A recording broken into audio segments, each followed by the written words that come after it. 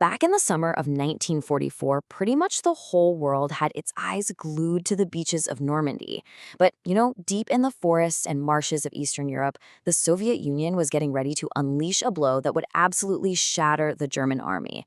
So let's talk about Operation Bagration, a pivotal, devastating, and honestly, an often overlooked campaign of the entire war. So, let me ask you a question. If you had to name the German army's single greatest, most catastrophic defeat of World War II, what would you say? I bet most of us would immediately think of Stalingrad, right? And hey, that makes sense. But the truth is, the historical record points to something else, something way bigger, that happened a year and a half later.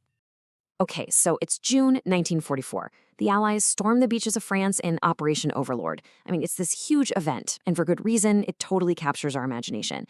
But while all that was happening, a far, far larger storm was gathering 1,500 miles away in Belarus. And this was a storm that was about to lead to a catastrophe from which the German army would just never recover. So how did this even happen?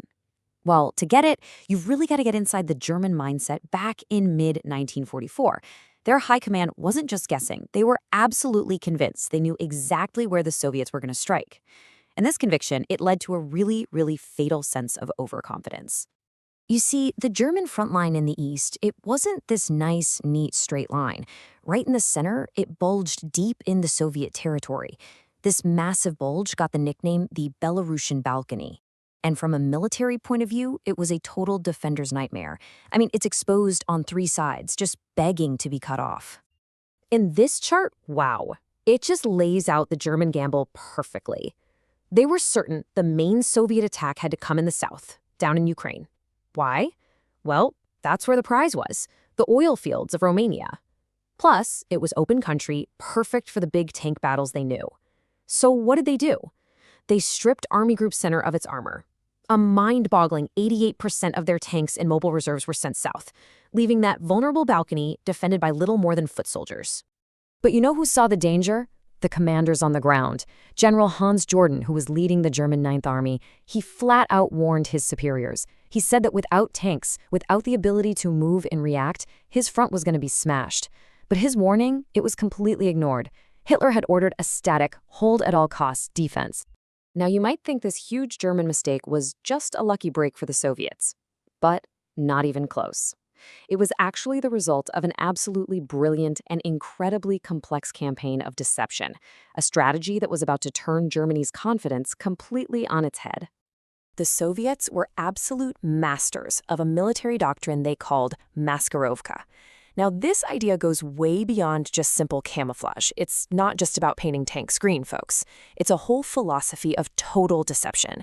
It's about misleading the enemy about everything, the scale, the location, and the timing of an attack. And for Operation Bagration, they pulled out all the stops. And the result? It was an absolute masterpiece of misdirection. The Germans were busy looking south, where the Soviets were making a big show of moving troops and tanks around, making it look like a major attack was coming. But the real buildup? This colossal assembly of over 1.6 million soldiers and thousands of tanks was happening in total secret, right in front of the incredibly weak Army Group Center. And the deception didn't stop at the front lines. Oh no.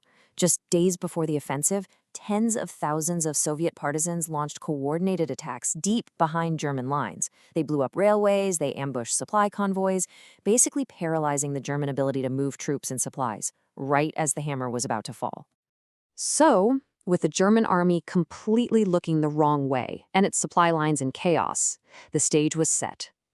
On June 22, 1944, and get this, the third anniversary of the German invasion of the Soviet Union, the hammer fell.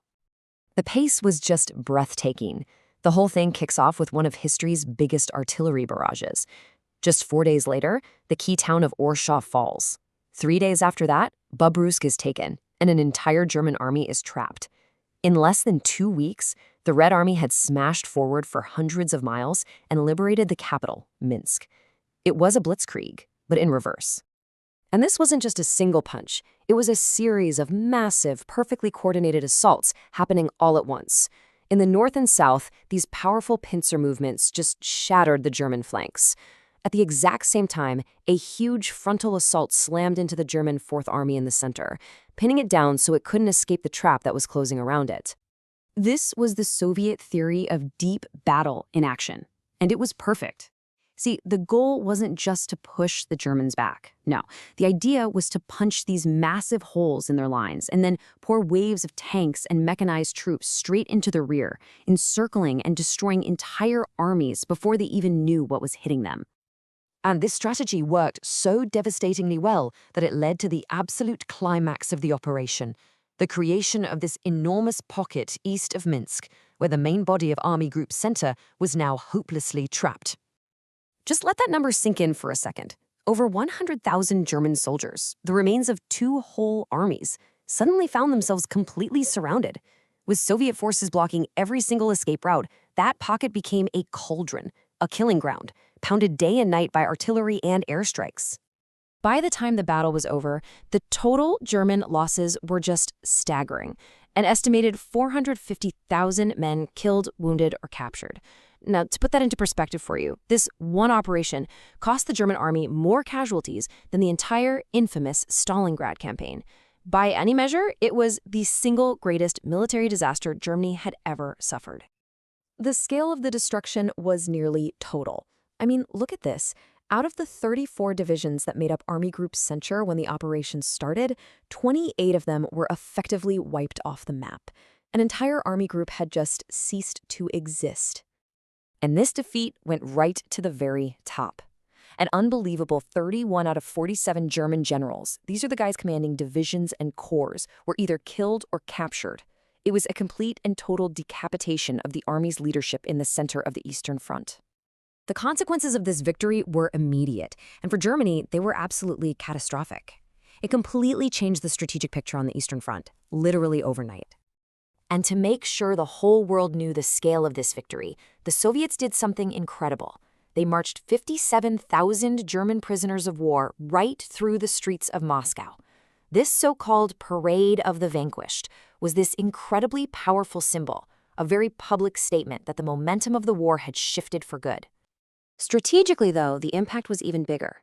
The annihilation of Army Group Center tore a 400-mile-wide hole in the German Eastern Front, a 400-mile gap.